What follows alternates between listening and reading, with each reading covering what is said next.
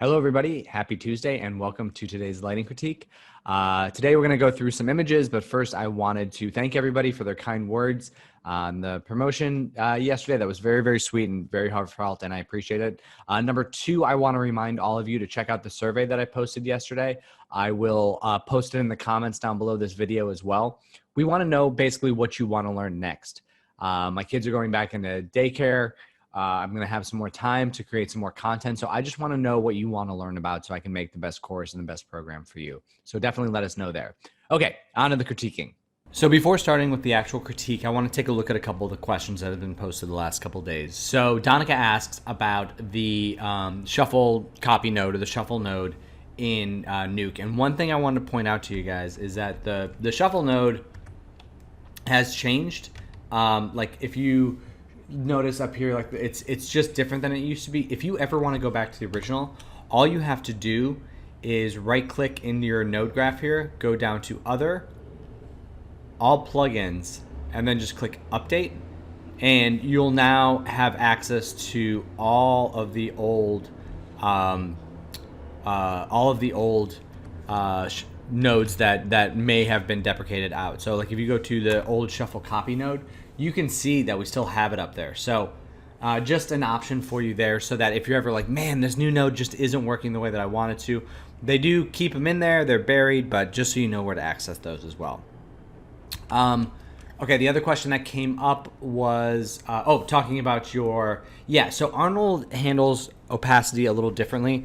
If you go in Maya and you go into like the drop-down menus, you'll see an opacity tab where you actually will file in a image, a black and white image, and in the assets there should be black and white opacity passes for that reason. Arnold's a little funny that way, in that it doesn't automatically read the alpha channel of the color map as its transparency. It requires a separate map. Okay, this is me learning Katana, and this is on to our critiques for the day. So we have four images. Let's see.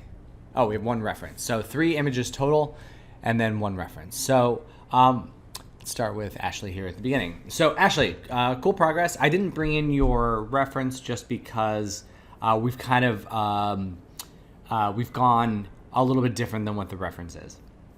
So I like the structure of it. I think it's going to work out well. We've got the warmer characters over the darker, cooler outside. The biggest thing for me is just like this, the foreground area of the characters is getting a little bit like this area of her and this area of him are just a little bit dull. And I think what we can do is, what I would do is I would go for some more bounce light in there. And the way that you want to justify it, or the way that you want to think about it, is this light coming down is bright, right? Like look how bright it is on her sweater, on his shirt. And we want to create bounce light from the surroundings. Like let's imagine that the ground is like a white tile or something, and this light's shining down, it's hitting that, and it's shining up back in here. So let's try and create some shaping on this side where this area is a little bit brighter, and then it goes down to darkness up in there. I think that will really, really help get just some more shaping and some more value in on this fill side. Because, I mean, truthfully, like we would see, if the light's coming down from above, we would see a lot more on top of their heads, which is something you may want to consider as well, and then have it hit up as a rim. So I think that actually might be the way to do it too. Like make sure that you get a little bit more on the tops of their heads, at least by the front of them, and then have it come down as a rim here, and then pretending it's hitting like the ground out underneath here and giving a little bit more value in there. From there, I would, I think overall, we could probably go a little bit brighter in the scene as a whole, into like this region. And I know that we wanted to keep that outside a little bit darker. Maybe something along like these lines. And then once we do that, then we're adding a little saturation. So I'm going to go and pull that down just a little bit. Oh, that's what I want to do.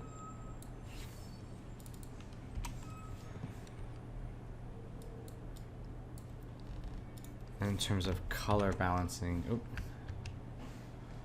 terms of color balancing it a little bit, let's push a little bit less in the yellows, a little more in the reds. There we go. So I was thinking something a little more along these lines in terms of like the overall brightness and where we want to go with this. So let me know what you think. Like I said, and you know, this is problematic because now like that is getting very bright, and there are a few other issues. But overall, I think that this might be like a better tonal range than what we're looking for. So okay, and now we will move on to Forrest here. So Forrest, cool stuff. I see the spec on the cards. I think that's working well. I just want to push this more. So I want more. I want this background to go like more saturated. I want it to go more, basically just just push it stronger. Like let's get it.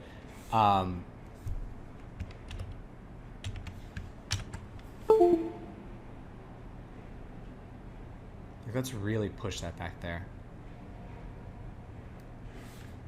as being like a stronger background element versus.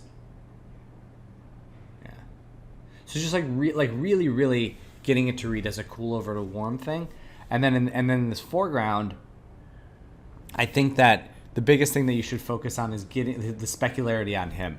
So notice, I don't have him up right now, but the like Joy Tien's like the winning submission, and then there was another one. When the octopus was very yellow, where the specularity was really on point, and it like totally helps. So I think just trying to get some more specularity on his face and just more detail in there would be really helpful. And then I'm wondering if we couldn't isolate this overhead light so it kind of cuts off a little bit over on this side. Because I'm trying to get us a way to focus the attention back this way. And I think if like the light was just like in there, then we can kind of darken this side, including this tentacle. And this will actually create some darkness that allow the cards to read off over the top of it there as well. But yeah, I think that's where you want to go with your next step from there. So good job and good progress in this. Because like again, looking at this reference, look how like cyan it is out there. Look how cool it is out there. And I know that like in these color references we're not quite getting that point, but like look back here, like this is super blue. And that'll really help them pop forward a little bit. And again, like look at all the specularity on their skin. Like look at all the extra added shaping on some of those elements. Yeah. All right, cool. All right, last up we got Mauro. So Mauro, it's kind of the same thing with yours here too. I just want to push it more. Like I think that like I don't feel like there's a strong enough story being told yet, and I think I know you have the ability to do it. I just want to see a little more. Like this floating, the dead character here gets lost pretty easily to me. Like so, I'm sitting back, and okay, let's say we want to make it like all about reading this character, right? And like reading their interaction between these 2 points. So the fact that this is getting super bright back behind him really hurts our ability to read this, because there's really no difference between like these 2 areas that I just circled, right? Let's do it this way. So like, you know, if I'm just looking at this area right here, I can't tell the difference. I can't tell where the octopus starts and where the fish begins. So I was thinking about this, and I was looking at this, and this is what I was thinking. So depending on the story that you want to tell, and I know this is a little bit of a different direction than we want to go, but like if we really want to tie these 2 together, we're going to need to create some lighting setup that creates darkness back behind the fish and allows the light to pop on him. And that might require taking this light and flipping it over to the other side. Because what that would do is allow this light to come in here, the key light to come in here, allow this part of this guy to get bright, roll off into darkness around him. But since the key light's coming in from here, we can read the fish's face a little bit better. And then we can use like just a rim light on the fish himself to pick up the silhouette back over there. And then in term, like, because then all of this other stuff is just kind of secondary from there, right? Because if like, also it could be helpful if you just, depending on the location of the fish, if there's any way to, I'm trying to think of a way to move his silhouette outside of the octopus, like basically putting him in like inside this region here, so that we can kind of just like read them all up in there. And that will really, and then we can really kind of create a gaze point between the two of them. And all of this stuff in here can just be kind of like superfluous to that story that we're trying to tell. Because right now, let's go back to the original. Because right now the biggest thing that I'm seeing is it's just like,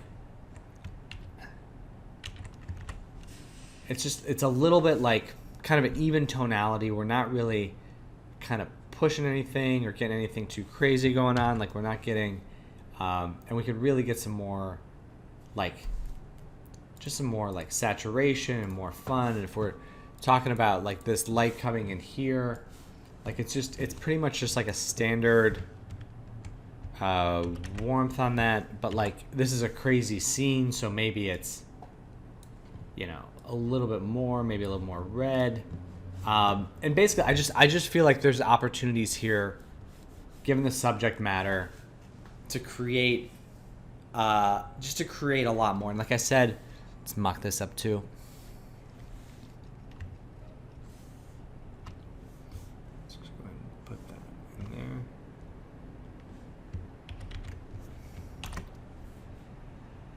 If we just darken all that stuff on down.